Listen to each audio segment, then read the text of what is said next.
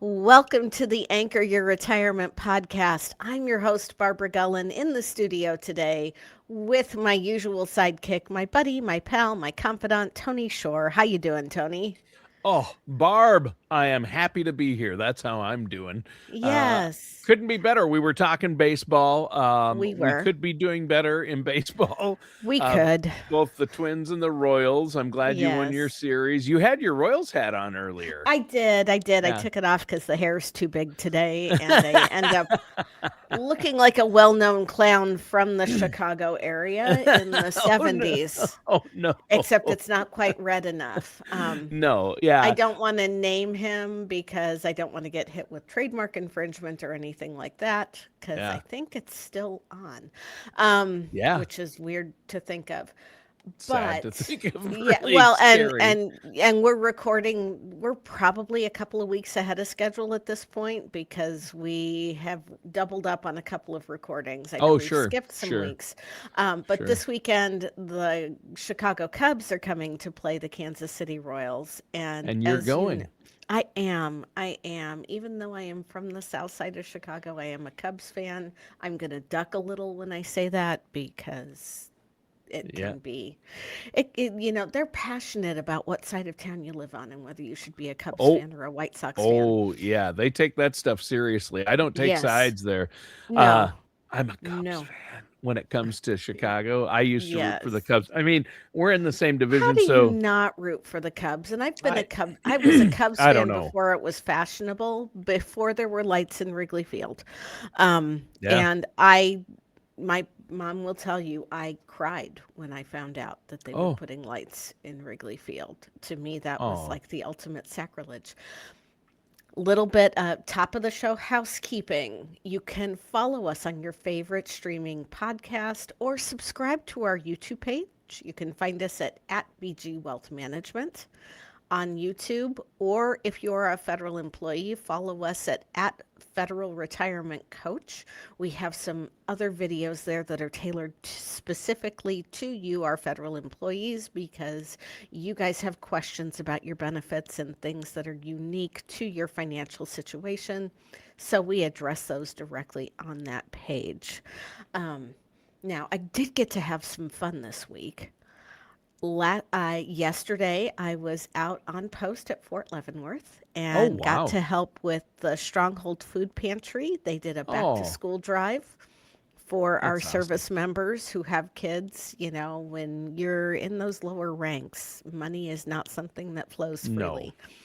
So to have the opportunity to help them get school supplies, as well as every family got a grocery shopping bag full of essential toiletries, new toothbrushes, toothpaste, shampoo, lotion, Wow. you know, body wash, all of that stuff.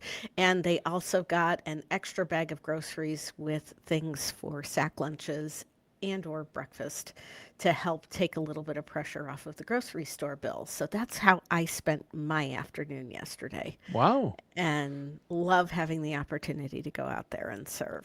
Yeah, and give back. I know it feels good, doesn't it, to be a part of It something does. It bigger than does. yourself? I mean, Yes. that's really good.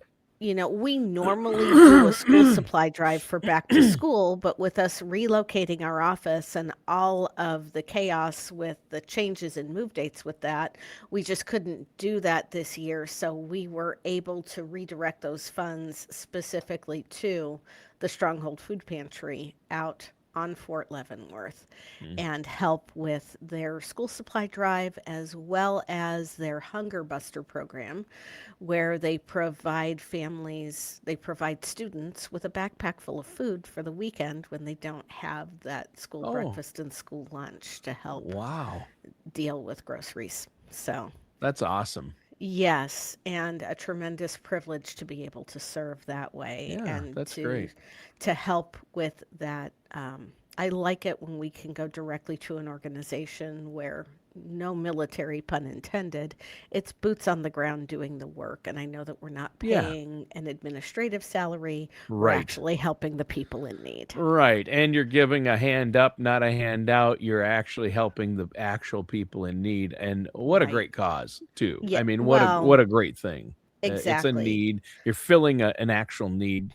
That also makes it even more worth it. And to So, give back to those who are sacrificing to serve our country yep. is one of the greatest privileges that we have. Yep. And I know you have a real passion for government employees, federal employees, and our military, and Hmm. giving back is so important. Barb, I really admire that. That you do spend a lot of time, a lot of effort, and a lot of money, you and your company, Hmm. in helping giving back to the community. So it's always a priority here. It sounds like that it was a great event. It went well. Well, That's and awesome. both of my employees have partners who either served active duty or who are in the reserves now. So, Yeah. And you look at know, the karma. You got free tickets. You got offered free tickets to the Cubs game, and you got great seats we do have fabulous seats for tomorrow night. I'm right very behind home excited about plate. That's that. awesome. Yeah, well, a Yeah. few rows back. So, Yeah. A few rows back.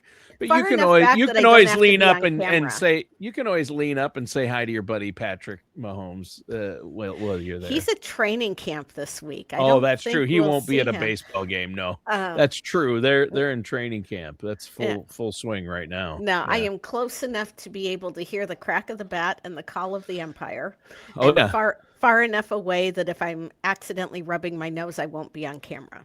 So, Yeah, but you're close enough to yell at the umpire and have him hear you. um, Hey potentially. ump, you need glasses. I like that one. Uh, hey Well, ump, take the blinders off. I Come try to on. be nice. I try to I be always yell, nice. come on, ump. All Yeah. right. Enough about the fun stuff. Let's talk about what's going on in the market and if it's time to lock in some of these profits that we've seen and Yeah. maybe time to rebalance and go a little bit more conservative. Yeah. Preserve the profit. What do you mean? Okay, well, my disclaimer at the top of the show is I am an advisor. I am not your advisor.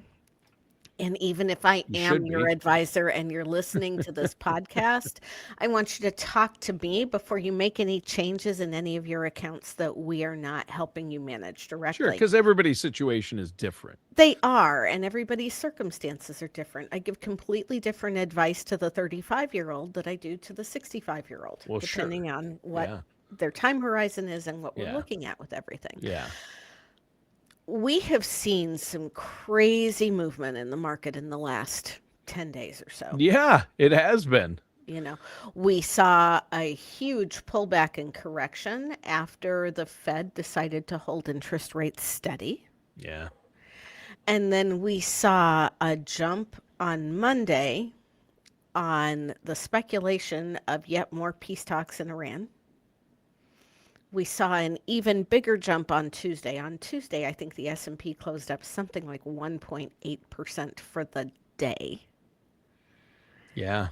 And then we had a couple of pretty flat days, which were to be expected after going up 2.5, close to 3% in 2 days, which basically we regained everything that we gave back in the correction the week before, because the week before we ended up dropping like 1.5% on Right. the S&P in one day. And today we are back up again because the jobs report came in. We were expecting to gain about 80,000 jobs. And instead, the preliminary report says that we lost 23,000 jobs or Mm. thereabouts. Now, these reports get revised all the time. They get Yeah. revised every month. Yep. But they never trigger headlines when those revised reports come out.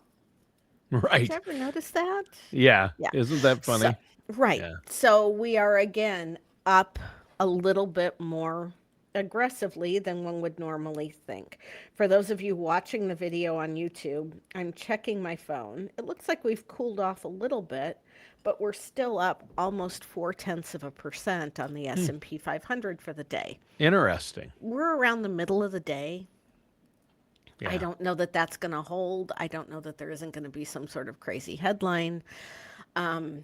But you But can't look at this on a unnecessarily on a daily basis because even like you say, within a day it can go way up and way down. right, right.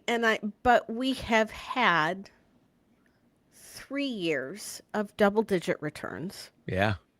We are in double digit returns for the fourth year in a row. Yeah, so far. And and I mean, like, the first 3 years have been significant double digit returns, not just 10%, but north of 15%. Sure. So my question is, how long can the market sustain this kind of growth? Because we also have inflation numbers that are not backing down Yeah. like we expected them to. In fact, with the conflict in the Middle East and the bottlenecking of um, not Hmm. only oil, Yeah. but things that we need to make things like fertilizer. So it's going to be affecting our food chain and our food supply even more so than it already has. Yeah. You Yeah. know, The we, farmers are very concerned about all of this, and it's already yes. affected that. Yeah. And let's not forget that the conflict in Ukraine has already put a bit of a stranglehold on the world's food supply because Yeah. Ukraine is one of the largest grain exporters in the Yeah. world, and Yeah. their Grain has been exports an have been issue. way down. Yeah. Grain has been an issue, and it's So, becoming a bigger issue. So and Barb, what you're saying is maybe lock in some gains, and I think right, also when it comes to what the markets are going to do, eventually, if inflation numbers continue to rise and the job growth isn't what they want it to be, people are saying in September the Fed might raise interest rates. possibly, I think, And if that happens, that will affect the market too. The market usually takes a dip. So right. that you might want to consider, depending on your situation, locking in gains and preserving the profits. Because, even though we've had a record market, is what you're Mhm. saying, Barb, the fact that we've had record markets the last three, now going on 4 years, you don't get those gains unless you lock them in or readjust, right? Exactly. Right now, everything that you see in terms of growth is on paper. And it's only when you sell. Now, if we're dealing with money that isn't in an IRA or in a 401k, if we're dealing with an after tax brokerage account, we could be triggering capital gains if you make that sale. So, again, you need to talk to your advisor. You need to talk to your tax professional before you make any kinds of changes in your accounts to look at what the long term repercussions are of your actions now. Sure. Okay. That makes sense. But, since we have had a lot of unprecedented growth, some people think it's an unsubstantiated growth. I don't necessarily know that that's the case, and I don't want to dig into those economic weeds Sure. today. Earnings have been great. These companies have Earnings been doing great. earnings have been great. And that's And what it's been based on. So right, but at the consumer level, consumer debt is also increasing. it's So, increasing greatly. And it's a yes. consumer driven economy. That's a great point. So, while we're looking at all of this and saying prices have gone up, but I haven't changed my lifestyle, there's only so much you can borrow to maintain your lifestyle Yeah. before it's going to be time to pay the piper. Yep. And if the Fed ends up taking interest rates up instead of taking them down like they had talked about doing earlier this year, then that money that you've borrowed just got more expensive, especially if it's through something that's got a variable rate like a credit card. Yikes. Yeah. It might be time to revisit everything, including your spending, how much debt you've gone into, and the growth in your accounts. I'm somebody who has benefited greatly from the markets going up. My 401k looks a lot better than it did. Sure. Lots of people's 401ks look better than it did.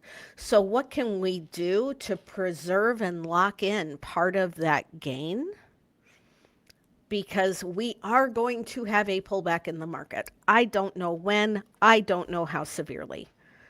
But everybody right now is acting like they don't remember 2022 when we had a 20% decline in the S&P 500. It happens. I don't want to see you anticipating that the market is going to continue to go up the way it has, Right. and try to build a retirement lifestyle or a spending plan around needing those double digit returns to maintain your lifestyle. Smart. Yeah, you can't do that, and you can't put all your eggs in one basket. So, No. especially as you get older or closer to retirement, you've got to start, like you said, is it time to preserve the profit? Where should that money be living? Should it all be attached to the market? Probably not.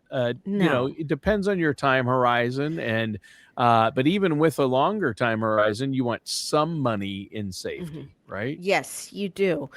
And whether that is through a buffered index, a structured note of some sort, or having it completely out of the market and in another type of tool where we Sure. have some more measured growth that's not aggressive as what we've seen in the market, Sure. or whether it is maybe taking a little profit out of that brokerage account and paying down the credit cards and getting out of debt Yes. so that when there is this correction, or if you do unexpectedly lose your job when we have a pullback in the economy, that you are in a better financial position to weather that out. Yeah. And, you Yeah. know, you always want to make sure that you have that emergency fund. Statistically, most of the people listening to this podcast couldn't handle $1,000 emergency without going into debt of some sort. That's not good. You've got to No. have more of an emergency fund built up. You have to have all the ducks in a row, and that's what you go through with people. You look at emergency fund, you look at debt or credit card debt, you look at um what they have in their accounts, their Hmm. employer sponsored, tax deferred retirement Yes. accounts, what's attached to the market, where the growth is at. And everybody's situation is different. I mean, nobody has a crystal ball. It is, which is why I can't sit here and hand out cookie cutter numbers and say, this is how much, the only cookie cutter I'm going to say is that if you don't have at least $1,000 sitting in a savings account, that needs to be your first goal. That's Yes. probably the one thing that you are going to hear me agree with another well known financial radio broadcaster who I normally lock horns with. But, Yeah. Yeah, you and you me know, both. But yeah, yeah. that's is yeah, I mean, obviously, emergency fund is probably first and foremost. Hmm. Um, and then credit card debt, eliminating credit card debt. Those have to come first. They do. Then you look at investments. Then you look Right. at yeah. Well, and unlike that person that we hear on the radio, I don't think you should stop contributing to a retirement account. I think No. you should contribute to the company match Yeah. Yeah, you at see people least. make a big mistake because they believe all debt is bad. So instead of putting money into their retirement account, they're like, I got to first pay off my mortgage. Well, they might have a 3% mortgage Right. and they're taking money out of their retirement or keeping it away from retirement. So they're missing compounding interest that, on average, especially the last few years, but I mean, over time, has Well, and been even over time, the pretty S&P large. 500 returns come out annually somewhere between 9 and 10%. Right. And So that's if you and past performance doesn't necessarily no, indicate future results, but we do have 100 years of data on the market to look at. And right. those are the facts. If you look at the market, it starts here and then now it's here. Now there's been dips in there, but There over have time the been. average is roughly 10%. So you've got to say, okay, even if you're conservative and say I'm going to average 6%, you got a 3% mortgage, you're crazy. You got to use the bank's money. There's good debt and bad Right. debt. And Right. good debt is when you can use the bank's money and keep yours. You earn interest on yours. Mhm. Barb, I love the what I love to say, and I didn't understand that. I had a hard time when I was younger, and in my 20s and 30s and 40s, even. Um, I used to I used to not get it because I would read an article and it would say Apple is going to expand or Mm. build a new data center or build a new server farm, and they got a loan of, and I'm like, wait a minute, wait a minute, wait a minute.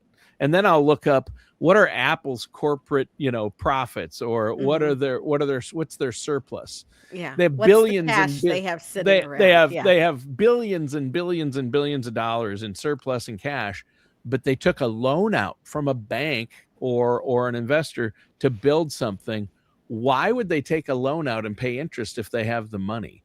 Because they're using the bank's money, and if they get a good enough rate, they're Right. going to use the bank's money at 4% because they're making 10% on their money over here. And people Right. don't understand, if Apple, who has all this money, is doing it, you've got to think, why do they do that? Why does a Hmm. rich person, why would Warren Buffett ever take out a loan? And he would tell you, if I can get a low enough interest rate, I'll use the bank's money every time rather than my own. I'll leave my Right. own invested, right? That's funny. I was just thinking about that. I was going to bring that up if you didn't.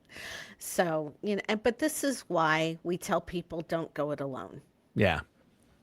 And this is why we tell people that, you know, you benefit from working with a fiduciary financial advisor. Maybe not necessarily from working with a broker, but when you are working with a fiduciary who is independent and who has the credentials to help you build an actual plan and not just say, I think you should buy this mutual fund because I'll get this much commission on it.